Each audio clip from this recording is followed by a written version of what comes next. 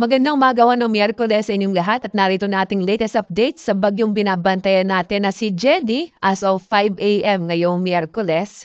Makikita ho natin sa ating latest satellite images huling namataan ang sentro ng mata ng bagyong Jenny na sa 270 kilometers northeast ng Itbayat dito sa lalawigan ng Batanes. Bahagyang humina itong bagyong si Jenny at sa ngayon ang kanyang maximum sustained winds ay nasa 150 kilometers per hour at yung pagbugso niya nasa 185 kilometers per hour. At ito ay kumikilos pa kanluran, hilagang kanluran sa bilis naman at 10 kilometers per hour. Malaking bahagi ho ng Northern Luzon at gayon din sa Central and Southern Luzon ay makakaranas. So, malaking bahagi ho ng Luzon ay makakaranas ngayon ng maulap na kalangitan na may mga pagulan, lalong-lalo na sa may bahagi ng Ilocos Norte, Apayao, Cagayan, lalong-lalo na ho sa Batanes at sa Babuyan Islands kung saan pinakamalapit ho yung bagyo sa kasalukuyan. Samantala naman, narito yung ating latest track ng bagyong si Jenny. Makikita ho natin ngayong hapon patuloy yung babaybayin ho at kikilos sa ito pakanluran patungo sa may bahagi ng Taiwan.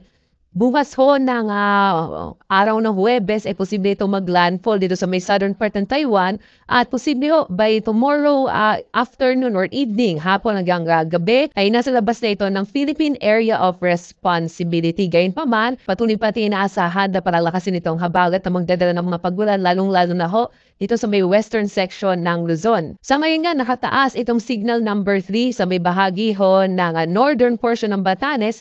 Ito ho yung area ng Itbayat. Habang signal number 2 naman sa lalabing bahagi ng Batanes at hilagang bahagi ng Babuyan Island. Sa mga lugar na to, inaasahan natin ang masungit na panahon, magdadala ho ito ng malalakas na hangin at mga posible ho malalakas na mga pagulan. Kaya iba yung paghinga to, lalong-lalo na sa mga kababayan natin dito sa may Batanes at Babuyan areas kung saan nga ho, inaasahan natin na lalapit or at least lalapit ho itong ilang bahagi ng bagyo. Signal number 1 naman sa labing bahagi ng Babuyan Islands, na labing bahagi ng mainland Cagayan, hilagang bahagi ng Apayao at hilagang bahagi ng Ilocos Norte. Kaya saan din ho yung mga pagbugso ng hangin dito sa mga lugar kung saan nakataas itong signal number 1. Iba yung paghinga to para sa mga kababayan natin. Samantala ho, dulot ng bagyo Jenny, inaasahan natin na malakas sa mga pagulan ngayong araw sa Batanes at sa hilagang bahagi ng Babuyan Islands habang bukas.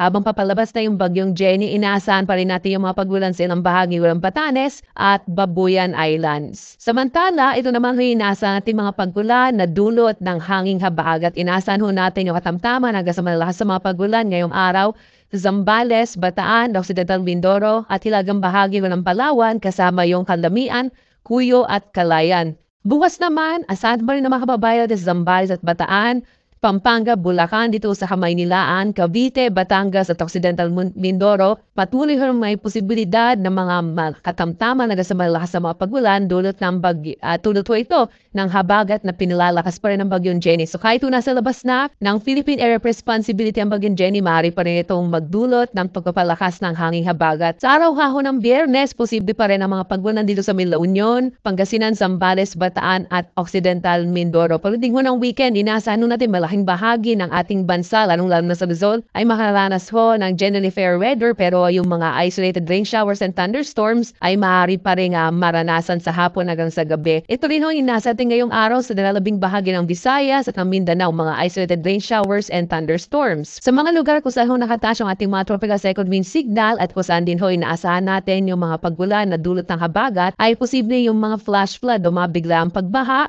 at mga pagguho ng lupa. Lalong-lalo na ho yung mga bababang lugar, posible yung bumaha doon. Sa mga lugar naman kung saan matarik, ay posible naman magkaroon ng mga landslide, lalo na kung ilang araw na pong inuulan. Kaya iba yung pag-iingat po para sa mga kababayan natin. Makinig tayo sa ating mga otoridad kapag nagre-recommenda na ho sila na lumikas, lalo na pag merong mga biglaang pagbaha. Narito naman ho yung mga lugar kung saan inasa atin magkakaroon ng mga pagbugso ng hangin. Dulot ho yan ng pinalakas na hanging habagat. Ngayong araw, posible may mga pagbugso ng hangin sa southern portion ng Aurora, Bataan, Kamaynilaan, Occidental Mindoro, Calayan Islands, Romblon, malaking bahagi ng Calabarzon at ilang bahagi ng Bicol.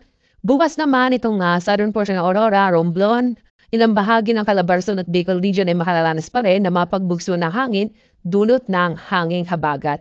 Narito naman yung lugar kung saan delikado pong maglayag. May nakataas pa rin tayong gale warning sa may bahagi ng Batanes, Cagayan kasama yung Babuyan Islands, Isabela at Ilocos Norte. Delikado pa rin ho na maglayag yung mga maliliit na sasakyang pandagat at malinit na mga bangka sa bahagi ito ng ating bansa dahil ngayon nasahan natin na magiging maalon yung karagatan. Sa lalabing bahagi ho ng mga baybayin ng Luzon, inaasahan naman natin yung katamtaman hanggang sa maalong karagatan. Iba yung pag-iingat din po ang kinakailangan, lalo na para sa ating mga mangingisda at mga sasakyang pandagat.